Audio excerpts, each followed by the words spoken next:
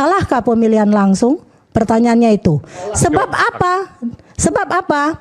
Ternyata ada anggota dewan setelah pemilihan kepala daerah, besoknya dia langsung beli mobil, beli rumah baru, dan lain istri baru, dan lain-lain dan sebagainya. Dari mana duitnya? Sekarang rakyat bicara di antara mahasiswa nih. Saya pikir tadi waktu saya nggak akan ada lagi nih kalau lihat perdebatan ini. Ya, pertama saya memang beruntung ya. Saya menjadi dosen sejak zaman Pak Harto. 8 tahun sebelum Pak Harto turun, saya udah jadi dosen.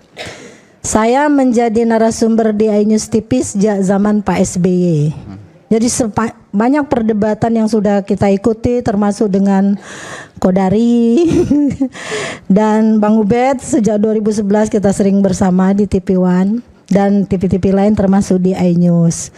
Saya mengamati tiap pemimpin di negeri ini punya gaya komunikasi politik yang berbeda. Mulai dari Bung Karno, Pak Harto, Pak Habibie, Gus Dur, Bu Mega, Pak SBY, Pak Jokowi, dan Pak Prabowo sekarang. Untung nggak salah ya nyebut nama presiden sampai 8. Karena ada yang salah loh. Pancasila juga masih ada yang salah padahal dia pejabat gitu. Nah, jadi ada namanya teori self-compassion. Teori ini mengatakan bahwa seorang pemimpin itu menggunakan pendekatan bagaimana dia menilai dirinya sendiri dulu secara ulas asih. Saya ini harus penuh kebaikan, saya ini harus melakukan sesuatu yang bisa dinikmati oleh rakyat dan sebagainya. Lalu muncullah yang namanya common humanity. Common humanity itu mencoba mengibaratkan kesadaran diri si pemimpin itu sendiri. Bahwa saya ini manusia juga loh. Saya ini manusia juga yang tidak sempurna. Belum tentu apa yang saya niatkan dalam hati baik, tapi baik dilihat oleh orang lain. Nah itulah yang muncul kemudian para pengkritik. Para pengkritik itu muncul dari teori semacam ini. Lalu berkembanglah sebuah teori lain, karena kebetulan saya juga magister psikologi. Teori lain yang mengatakan tentang behavioral theory. Nah, disinilah muncul bagaimana pemimpin mencoba menawarkan dirinya untuk bisa berempati dengan orang lain, baik yang mengkritiknya maupun yang memujinya. Dalam sisi inilah Pak Prabowo nampak berbeda dengan pemimpin-pemimpin yang lain. Jadi dia melihat saya bisa berada dengan orang yang bahkan ada di bawah saya, tidak saya lihat sebagai orang yang ada di bawah saya gitu. Makanya dia kalau pidato ada Teddy, ada tepuk tangan. Kenapa tepuk tangan dengan Teddy lebih banyak ketimbang untuk saya misalnya, dan lain-lain dan sebagainya. Nah kalau kita mengamati apakah kehadiran Kak Susno Duaji, karena sama-sama orang Palembang, Kak Susno dan teman-teman itu adalah sebuah berkah, anugerah atau musibah. Itu bisa kita lihat nanti dalam perjalanannya. Apa setelah bertemu dengan Pak Presiden daya kritisnya berkurang setelah dijelaskan dan lain dan sebagainya. Ada satu pernyataan yang menarik tadi yang saya pikir akan dikulik oleh Bang Rey sama Bang Ubed, ternyata enggak. Tadi ada pengakuan dari Pak Prabowo bahwa ada masalah tambang ya atau apa tadi. Dan kemudian Pak Prabowo tahu siapa orang itu. Lalu kemudian Pak Prabowo mengatakan mundur saja. Mundur saja itu rakyat nggak suka pernyataan itu. Rakyat nggak suka? Nggak suka. Kalau kita baca netizennya itu nggak suka.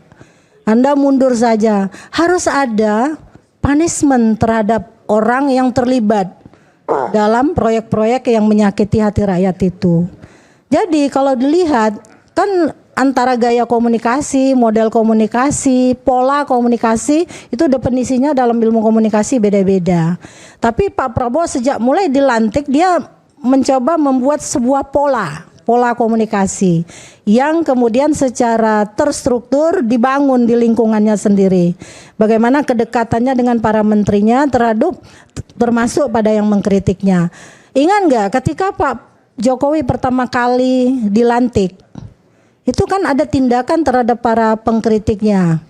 Saya sempat berkata Pak Jokowi kan hadir dengan dibangunnya sebuah sikap media darling waktu itu.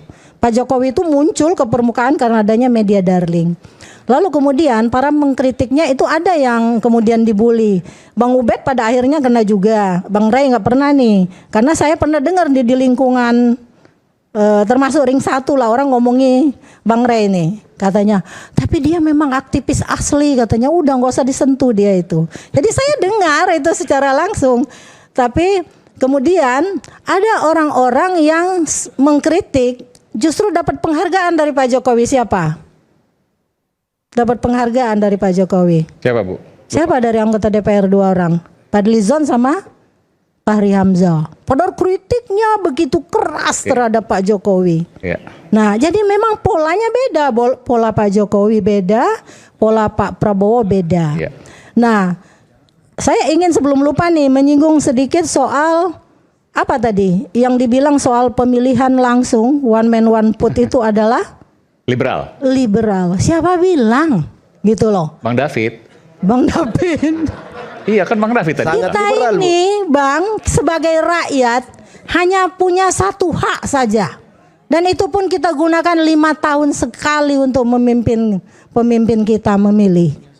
Hak lain, hak legislatif, hak legislasi, hak anggaran dan pengawasan sudah diambil alih semua oleh anggota dewan. Nggak ada hak kita yang lain. Satu-satunya hak yang kita miliki cuma memilih. Karena kita dipilih belum tentu kita bisa dicalonkan oleh rakyat. 5 tahun sekali mau diambil Mas juga. Aiman. Alangkah rakusnya wakil rakyat itu. Iya. Gitu ya. Dan apakah bisa menjamin jika pemilihan dikembalikan kepada wakil rakyat, uang kos politik yang akan dia keluarkan lebih sedikit daripada yang dia bagi sembako kepada rakyat? Kalau Bisa satu di-manage, anggota, Bu. Bisa kalau di-manage. satu anggota dewan di-manage pasti. minta 100 miliar satu anggota dewan, coba. Coba, bisa di-manage pasti. Belum lagi biaya Bisa perahunya di-manage. dan sebagainya. Artinya gini, Bu. Coba. Memanage pemilih 1 juta di satu kabupaten dengan memanage anggota DPR 30 orang, mengontrolnya itu lebih mudah ya.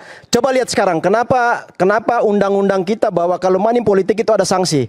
Kenapa aparat gagal melaksanakan itu? Karena Money rentang politik kendalinya, Bu. kepada anggota dewan lebih mengontrol sulit 1 dijajaki juta ketimbang pemilih kepada rakyat. dengan mengontrol 25 atau 30 anggota dewan itu lebih mudah mengontrol Siapa itu. bilang? Kalau soal money Siapa politik. bilang? Itu kan kata Anda. Kenyataannya Lah, ini kan tidak soal demikian. demokrasi perwakilan, Bu. Itulah sebabnya. Nah, makanya Demokrasi kalau ini perwakilan diskusinya sudah bisa kita panjang. lakukan. Saya sarankan, Termasuk pemilihan presiden. Bung Aiman, buka satu ruang untuk kita diskusi topik ini supaya kita bisa Sudah mengkaji lama, 2013, historis, ya, kajian ideologisnya, 2013 kajian ini historisnya, sudah kita bahas. kajian sosiologisnya supaya kita bisa Dengar menyimpulkan, ya, Bu. 2013 Tapi itu di Bang seminar. Ray ada, Kalau di Kodari Suara, ada. Boleh. Intinya aja, silakan. Karena itu sangat kajian kami sudah mengkaji begitu dalam. Pilihan kita celaka dalam sistem ini. 2013 kita Celaka, sudah Bang. membahas ini. Makanya Ya. sekarang banyak konflik di daerah, konflik kepala daerah dan modal yang bermain. Satu orang mau menjadi bupati kalau nggak punya 50 miliar minimal susah, Bu. Nggak akan Saya dapat. juga menjadi saksi ya. 2013 ini kita bahas bersama Kodari Ray Rengkuti di Indonesia Lawyer Club. Saya narasumbernya juga waktu itu. Salahkah pemilihan langsung? Pertanyaannya itu. Sebab apa? Sebab apa? Ternyata ada anggota dewan setelah pemilihan kepala daerah besoknya dia langsung beli mobil, beli rumah baru, dan lain istri baru dan lain-lain dan sebagainya. Dari mana duitnya? Dari hasil pemilihan bupati. Kita nggak usah sebut namanya. Dan itu terjadi di mana-mana. Tiba-tiba dia jadi orang kaya baru, orang sableng baru, orang populer baru dan Itu sebagainya. yang harus dibenahin dalam Itu sistem ke depan. Bagaimana Kalau mau, membenahinya kalau serius membenahi sistem, Bu. Kalau Jadi otaknya kalau sudah tidak benar mengelola sejak awal negara gimana ini mau diserahkan membenahinya? ke semua rakyat ya. Oke, kedaulatan rakyat itu ada, tetapi harus ada demokrasi perwakilan kita. Tidak Nggak semuanya mungkin, kita Bu, serahkan seorang hak profesor itu. seperti Ibu disamakan harga kemampuan manajerialnya dengan seorang yang nggak Beda lah, lulus harga SD. saya tinggi harga Nilai suaranya saya. beda, Saya Nggak interupsi serendah lah untuk Anda. mengenai. Pasti beda. 1 menit, Mas Eman. Jadi banyak hal yang harus 1 menit, dikaji. brother.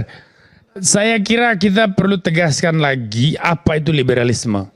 Liberalisme Iya, itu nggak sembarangan, dari bukan kata soal Latin, pemilihan. bahasa Latin itu liber, itu artinya bebas. Liberalisme kemudian menjadi ideologi yang mengusung kebebasan. Liberalisme dipahami dari berapa aspek. Aspek ekonomi, kita bicara soal kebebasan pasar. Biarkan pasar bekerja berdasarkan hukum supply and demand. Hukum permintaan dan penawaran. Kontrol negara sedapat mungkin dikurangi. Nah, sementara demokrasi kita kan menuntut negara, hei harus kontrol dong pasar, karena ada tanggung jawab sosial pasar yang harus dia jalankan. Itu di Dalamnya ekonomi. ada perwakilan. Ekonomi, politik. sosial politik. Harus ada kebebasan untuk lahirnya kelompok-kelompok sosial, kelompok politik, tidak boleh dibatal siapapun untuk Kelompok kritis, menyatakan pressure group. yes, Oke. pressure group, interest group segala macam, ya termasuk lobis. Dalam konteks pemilu, liberalisme itu tidak ada hubungannya sebetulnya karena kita tidak juga menganut sistem demokrasi liberal. One man one vote itu prinsip demokrasi, bukan prinsip liberalisme. Bahwa setiap orang sama di mata hukum.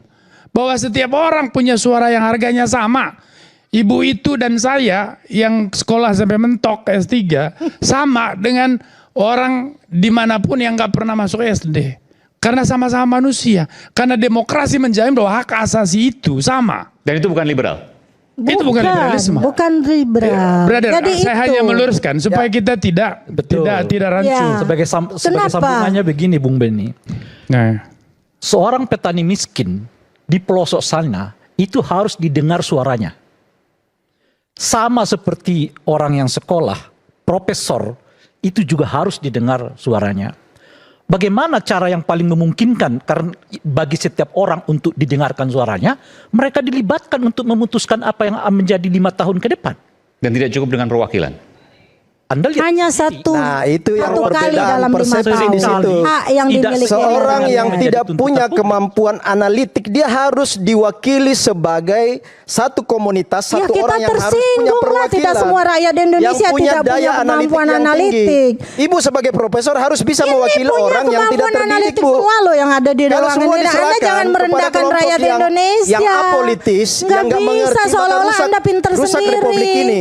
Gimana ceritanya? Makanya itu yang saya katakan. Ah. Sistem kita adalah bagaimana Gara-gara sistem kita yang celaka menginginkan hari ini. sistem Bung David, perwakilan lalu ya, merendahkan rakyat pemilihan Indonesia. langsunglah Jokowi 2 periode dan Ya. diminta oleh Kodari kalau bisa 3 periode kata Kodari. Makanya Karena benahin pemilihan sistem, Bung. langsunglah muncul namanya Prabowo. Makanya benahin sistem kalau mau memperbaiki ada proses evaluasi. Bukan. Ya. Saya mau tanya, menurut Anda Pak Jokowi itu bagus nggak? Oh bagus banget, luar Dari biasa. mana dia lahir? Pak Jokowi. Dia lahir dari rakyat. Sistem ini kan? Iya, dari Oke, rakyat. artinya sistem ini sudah bisa membuktikan Ya. lahirnya pemimpin yang bagus. Bang Rey. menurut Oh iya David. betul. Bang Rey. Makanya saya katakan Omongan soal bahwa Pak Jokowi setiap Kalau sudah bagus opini, kenapa lagi perbaiki? setiap opini itu harus ada Outputnya mekanisme udah ada. kontrolnya. Setidaknya Jadi kita bagus nggak bisa dulu, Bung kita David. nggak bisa membangun Oke. opini Kita yang kembali saat lagi, destruktif. tetap bersama kami di Rakyat Bersuara. Saat lagi kita kembali.